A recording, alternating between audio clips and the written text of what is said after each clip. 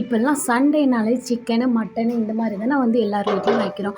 Chicken, மட்டன்லாம் இந்த மாதிரி வந்து செஞ்சு பாருங்கள். டேஸ்ட்டு சூப்பராக இருக்கும். எப்படி பண்ணுறதுன்னு பார்க்கலாமா? மிளகு, சீரகம், அது கூடவே 2 டேபிள் ஸ்பூன் அளவுக்கு மல்லி, அது கூடவே வந்து வத்தல், காரத்துக்கு ஏற்ப, அப்புறம் பிரியாணி ஸ்பைசஸ் எல்லாமே ஆட் பண்ணிக்கணும். அது கூடவே வந்து நான் கொஞ்சமாக பொரி அரிசியும் சேர்த்துக்கிட்டேன்.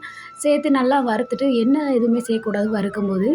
நல்லா வறுத்துட்டு அதுக்கப்புறம் மிக்ஸி ஜாரில் ஆறுனதை அரைச்சிக்கலாம். அப்புறம் ஒரு பேனில் எண்ணெய் ஊற்றிக்கோங்க. நல்லெண்ணெய் சேர்த்துருக்கேன். அப்போ தான் நல்லா டேஸ்ட்டு சூப்பராக இருக்கும். பிரிஞ்சி இலை, அது கூடவே 10, 15 சின்ன வெங்காயம் சேர்த்து நல்லா வதக்கி விட்டுட்டு, அது கூடவே இஞ்சி பூண்டு பேஸ்ட்டு போட்டு வதக்கிட்டு, சிக்கன் வந்து இஞ்சி பூண்டு பேஸ்ட்டு மட்டும் போட்டு நான் வேக வச்சு எடுத்து வச்சுருக்கேன். அதையும் சேர்த்துட்டு மஞ்சப்பொடி, அப்புறம் நம்ம வறுத்த மசாலா இது எல்லாத்தையுமே சேர்த்துட்டு தேவையான அளவுக்கு உப்பு போட்டு நல்லா மிக்ஸ் பண்ணிட்டு, சிக்கன் வேக வச்ச தண்ணி இதையும் போட்டு கலந்து விட்டுறலாம். நல்லா கொதி வரட்டும். கொஞ்சம் செமி கிரேவி மாதிரி வரணும்ல, கொஞ்சம் நல்லா கொதிக்கட்டும். இந்த மாதிரி வந்து மட்டன், சிக்கன் எல்லாத்துக்குமே செய்யலாம். இந்த இது வந்து நான் ஒரு 1/2 கிலோ சிக்கன் அளவுக்கு வந்து ரேஷியோ வந்து போட்டிருக்கேன்.